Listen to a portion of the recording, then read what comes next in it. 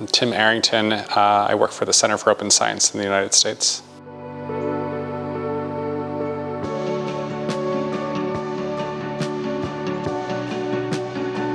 I think the one that I'm most familiar with is licensing of kind of the scholarly content that people produce, from preprints to data. Those are the ones I'm the most familiar with.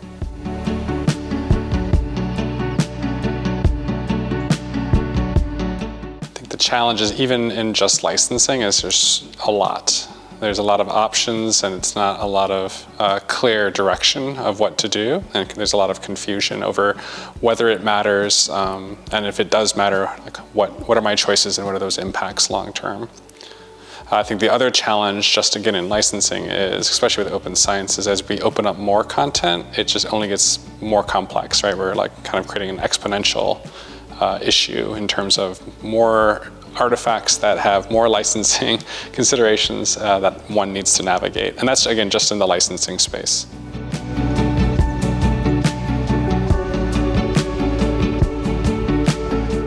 Yeah, I think it's a really interesting project because from my perspective, it's trying to figure out how IP helps get to improve that kind of open science journey. Right, so open science is like as open as possible, as closed as necessary, but that's also over time. And I think the IP piece kind of discusses both of those options, right? How does IP licensing, or even non-licensing solutions, how do those impact openness, and when? And I think the when is the more interesting piece.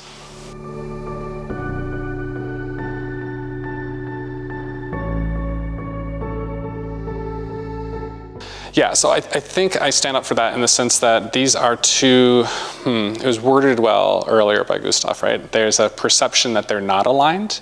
So I think you want to figure out kind of that glue, so that way the broad term of IP and the broad term of open science do not seem at odds. I don't think they have to be at odds, but it's complex.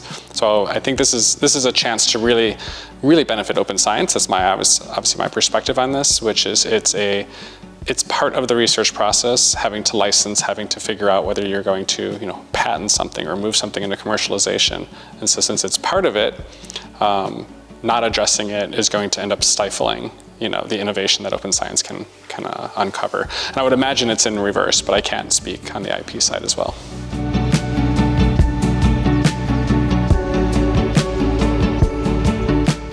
There's a lot of push that open science has done to kind of change the way we traditionally probably still do the research process, right? Which is the research process is kind of closed. I only share certain things, and it might take a long time for that to get shared, right? Open science is saying, well, wait a second, there's a lot more to share, and there's a lot more to engage throughout the whole research process.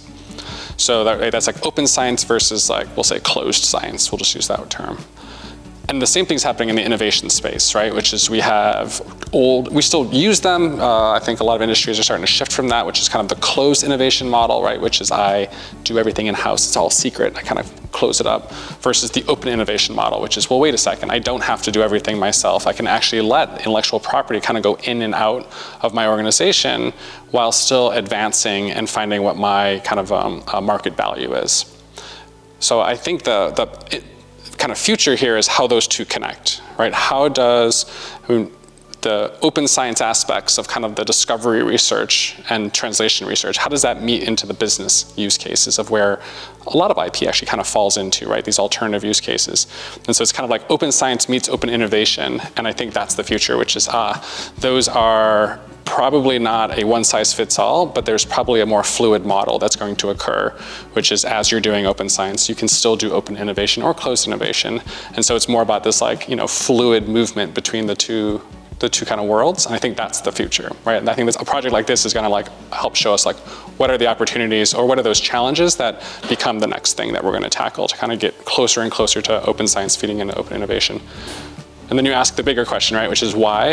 The bigger question why is, I think, it's about impact, right? The best way to get impact is not to keep things closed or to take a certain path. It's to kind of maximize utility at all costs, while being mindful that sometimes you have to be very careful about, IP rights, very careful about the decisions one makes early in a project and the impact it's going to have later in the project.